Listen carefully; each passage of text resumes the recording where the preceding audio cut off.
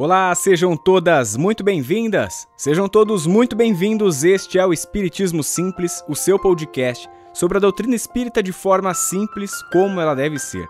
Chegamos em nosso episódio de número 20 e hoje vamos falar sobre o que aprendemos com Kardec.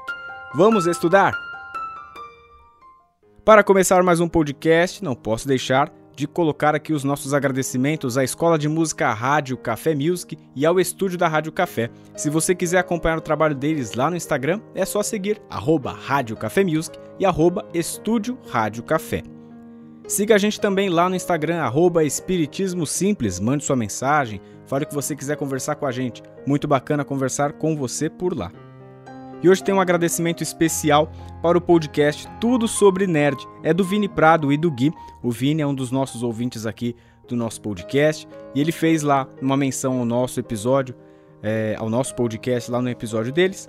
Quero agradecer aqui ao Tudo Sobre Nerd e deixar aqui a recomendação. Se você gosta desse universo, eu acho que todo mundo tem um pouquinho desse lado nerd aí dentro de si. Se você gosta desse conteúdo, acompanhe lá o podcast dos meninos, Tudo Sobre Nerd. Valeu, Vini! Começando o nosso podcast, vamos explicar aqui. Sempre que a gente chega numa dezena, então episódio 10, episódio 20, episódio 30, a gente vai trazer um tema especial, que é o que aprendemos com, e aí a gente coloca alguma pessoa. No episódio 10 foi Chico Xavier, e esse daqui, numa votação entre Divaldo Franco e Kardec, deu Kardec. Vamos estudar esse cara. E de antemão eu já quero aqui pedir desculpas por alguma pronúncia mal feita aí das palavras em francês, dos nomes em francês. Não tenho curso disso. Hoje a gente vai falar de dois caras, o Hippolyte Léon Denisard Rivail e também vamos falar do Allan Kardec. São dois nomes, mas a mesma pessoa. Mas como assim ele tinha dois nomes? Na verdade, não. O nome mesmo de nascimento de Kardec era esse Hippolyte Léon Denisard Rivail. Depois de um tempo, a gente vai entender durante esse podcast como é que ele vai se tornar o tal de Allan Kardec.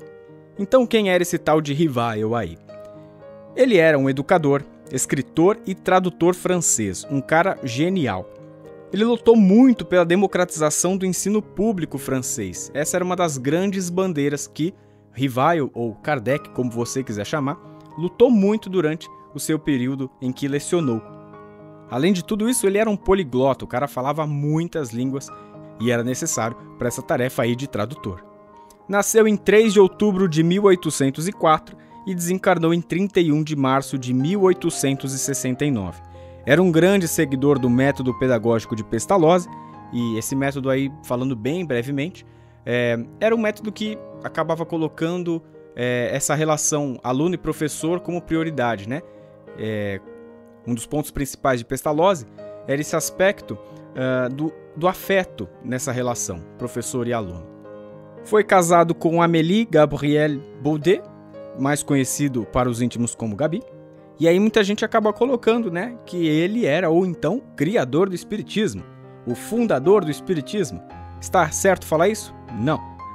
O mais adequado é que a gente coloque para falar sobre Kardec que ele seria o codificador da doutrina espírita. Então, quem são os fundadores da doutrina dos espíritos? Os fundadores são os próprios espíritos. Kardec ele foi utilizado, vamos pensar assim, como uma ferramenta, né?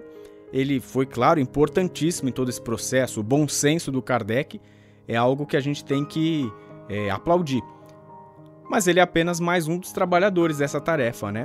Os espíritos é que vão nos trazer toda essa questão moral, ética, da doutrina, o aspecto do Evangelho do Cristo, que é sempre mencionado.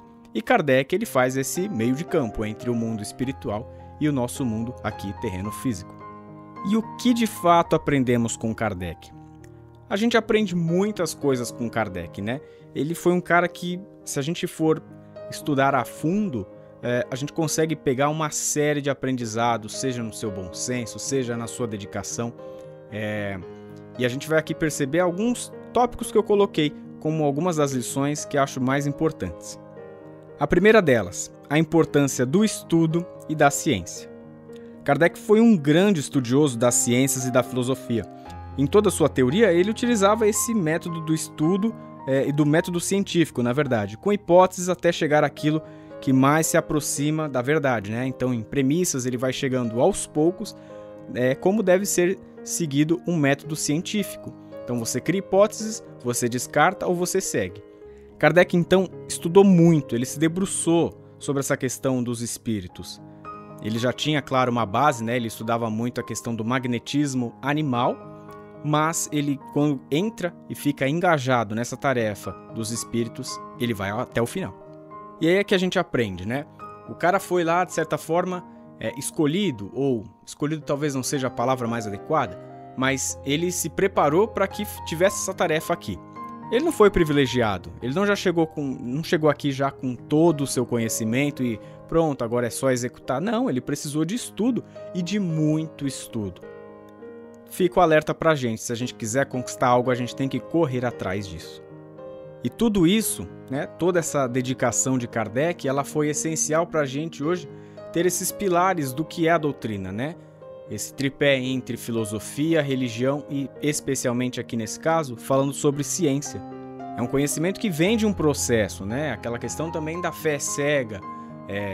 Não tem ou não deveria ter isso no espiritismo, né? A gente tem que lutar muito contra essa prática de acreditar e não questionar nada. Kardec fez muito disso. Segundo item que aprendemos com Kardec: nunca é tarde para começar algo. Kardec teve os seus primeiros contatos assim com os fenômenos espíritas, né? Ou melhor, espirituais, aos seus 51 anos. Até aí, então, aos seus 50 anos, ele era apenas mais um professor, claro, era um brilhante professor, um tradutor sem igual, mas, né, para entrar na história mundial, somente a partir dos seus 51 anos.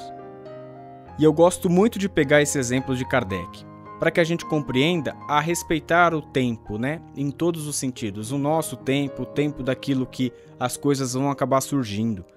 Às vezes você tem aí seus 30 e poucos anos e tá aí super ansioso, desesperado, que às vezes não conseguiu um grande feito na vida, que...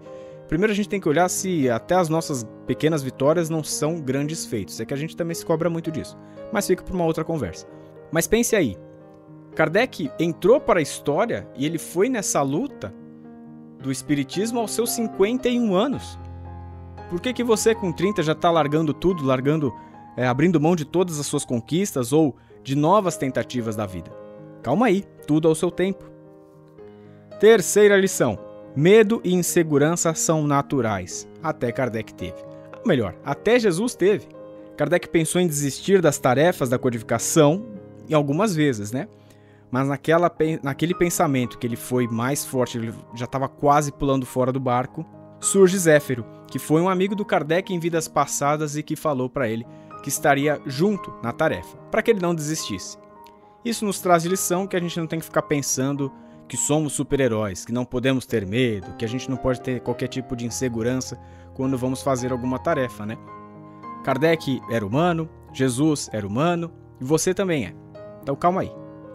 Mais um ponto desse terceiro item. Foi justamente nesse contato com Zéfiro que o tal do Hippolyte Léon Denisard Rivail torna-se então Allan Kardec. O Zéfiro, que era esse espírito amigo, falou que conhecia Kardec de vidas passadas e que ele era um druida, uma espécie de sacerdote, assim, se a gente puder colocar, e que o nome dele em vidas passadas era Allan Kardec. Foi daí então que Rivail adota esse nome, que já era dele em vidas passadas. Quarto item, e esse daqui é um dos que eu mais gosto, porque nesse item a gente não aprende nem tanto com Kardec, mas sim com a mulher que estava ao lado de Kardec, a Gabi, ou se você preferir, Amélie Gabrielle Baudet. A mulher de Kardec, ela foi importantíssima nessa empreitada dele, da codificação, porque muitas vezes ela segurou as pontas de casa, assim. Ele havia saído da escola em que ele tinha a maior parte da renda, né? Ele não concordava com muitas questões do ensino básico francês, e a Gabi segurou por muitas vezes as pontas. Ela dava aulas, né? Ela era artista, dava aulas de piano, e ela segurava as pontas em casa. Mas não só nesse aspecto financeiro. Aqui que veio o mais legal. A Gabi esteve sempre ao lado de Kardec, sempre apoiando, encorajando o trabalho dele o tempo todo. Se a gente hoje tem o conhecimento da doutrina dos espíritos sob essa visão aí e a codificação de Kardec, devemos muito a Gabi. Sabe aquela frase, né? Por trás de todo homem há sempre uma grande mulher? vamos corrigir ela para ao lado de um grande homem há sempre uma grande mulher. Gabi foi essa mulher sensacional. Kardec faleceu no dia 31 de março de 1869, como a gente falou lá no começo, e na sua lápide deixou aquilo que seria o lema de sua vida, que eu vou deixar aqui a partir de agora. Naître, mourir, renaître et progresser sans cesse. La loi aussi. Essa frase em francês que você acabou de ouvir significaria nascer, morrer, renascer ainda e progredir sem cessar. Tal é a lei. O princípio básico do que seria a doutrina dos espíritos, né? De que a vida continua, de que a pluralidade das existências ela é verdadeira. Tá aí mais um item daquilo que aprendemos com Kardec. Dica, se você quiser conhecer mais sobre a vida do Kardec, teve o filme sensacional do Wagner de Assis, que ele lançou no ano passado, né, a Cinética Filmes, que seria Kardec, a história por trás do nome. Está lá na Netflix e acho que em outras plataformas de streaming, já esteve nos cinemas, um filme nacional e que ficou maravilhoso. Então, vale sempre aqui a recomendação para essa obra-prima do nosso cinema. Lá no nosso Instagram, o @espiritismosimples, a gente bateu um papo com o diretor do filme Kardec, que é o Wagner de Assis. Se você quiser acompanhar como é que foi essa conversa, procure lá no Instagram. Esse vídeo está na nossa IGTV e o Wagner de Assis contou muito dos bastidores e quais foram os desafios de produzir um filme desse, nesse nível lá na França. Foi muito legal. Encerramos então mais um episódio do nosso podcast.